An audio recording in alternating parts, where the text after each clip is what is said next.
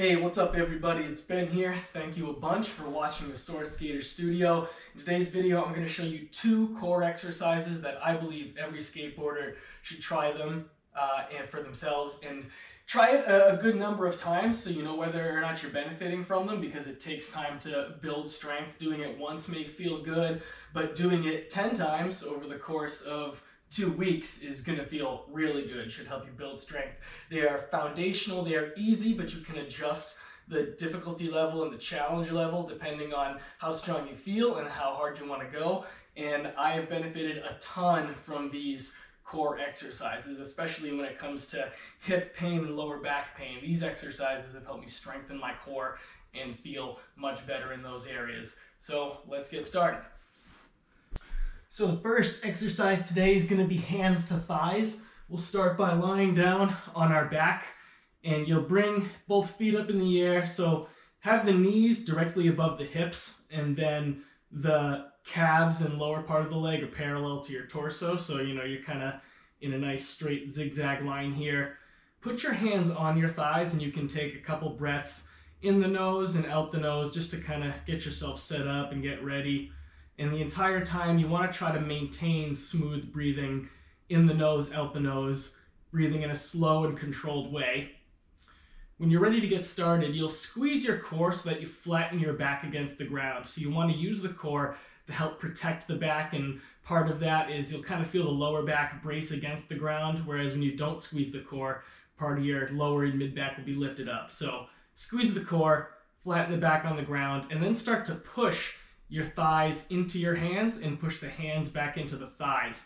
You can start out doing that lightly, again, squeezing that core, maintaining slow, controlled breathing. And then on each out breath, see if you can push a little harder with the thighs and the hands. So every time you exhale, increase the intensity of your thighs pushing into your hands and your hands pushing into your thighs. And as you'll do that, you'll notice that demands that the core work more. So the harder you go with the hands and thighs pushing into each other, the harder the core has to work to keep the back rooted on the ground. And you'll kind of find a sweet spot. So find a good level of intensity. Your body may start to shake, and if it's shaking a little bit, but you are free of low back pain and your core feels nice and strong, that's a good thing. Shaking a little bit means you're really working and you're going to build strength. So I usually like to go for between 3 to 5 long, slow breaths in the nose, out the nose. That's kind of the duration I go for.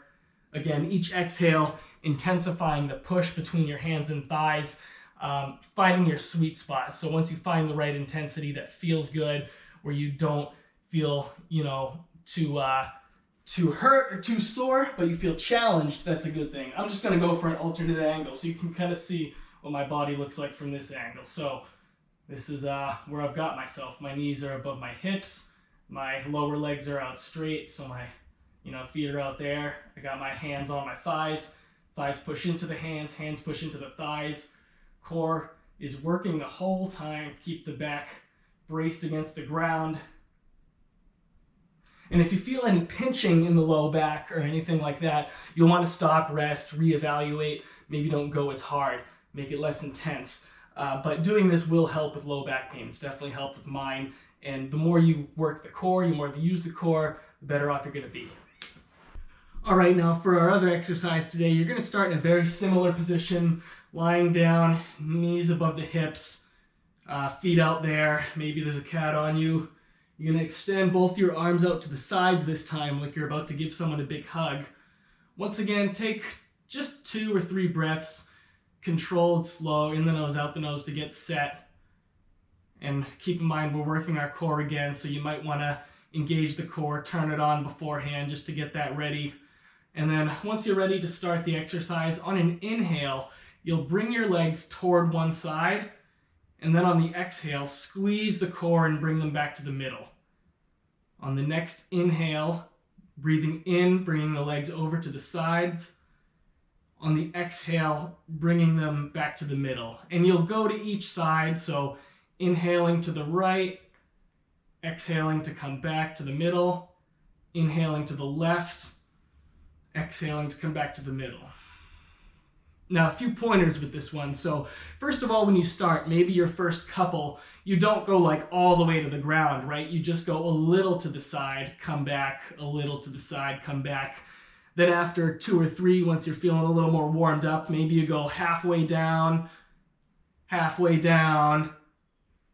then on your last few, maybe you go almost all the way to the ground. I wouldn't touch the ground because you want to be working the core the whole time, but maybe you come almost all the way to challenge yourself. Or if you've already warmed up before doing this exercise and you feel good, you could do that the whole time. But if you're not warmed up yet, you can ease into it and kind of adjusting things to your difficulty, readiness. Now, another important pointer is that you want to keep both shoulders and arms rooted on the ground the whole time. So, for example, as I inhale and move my legs to the right, I may have the tendency to lift my left shoulder off the ground.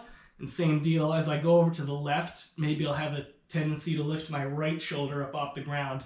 And you want to avoid that. So the way to do that is, first of all, if you're not ready for so much of a challenge, maybe you don't go so deep yet. If you're like really struggling to keep your shoulder on the ground, maybe just take it a little easier and don't go quite so far toward the ground. That's one option. Another option, and this is gonna be the case no matter what, is really work your core the whole time. So the core works as you're inhaling and moving toward the side, but then the core really works when you squeeze and bring the legs back to the middle.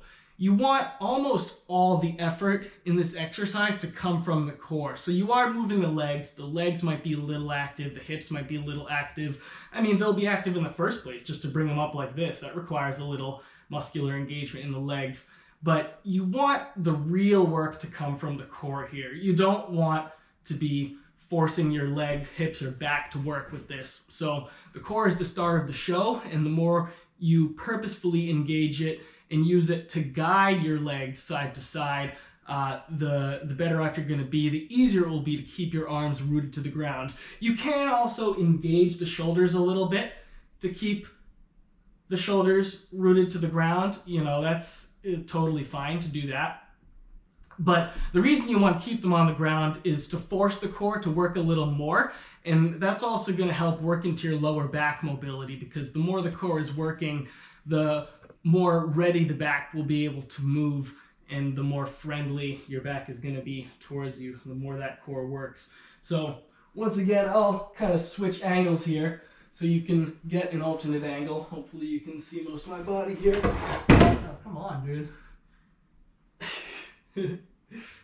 So again, lying down on my back, knees above the hips, arms stretched out to the side, breathing in as I move down toward the side, breathing out, really working the core to bring the legs back, breathing in as I move down toward the side, breathing out, really working the core to move my legs back.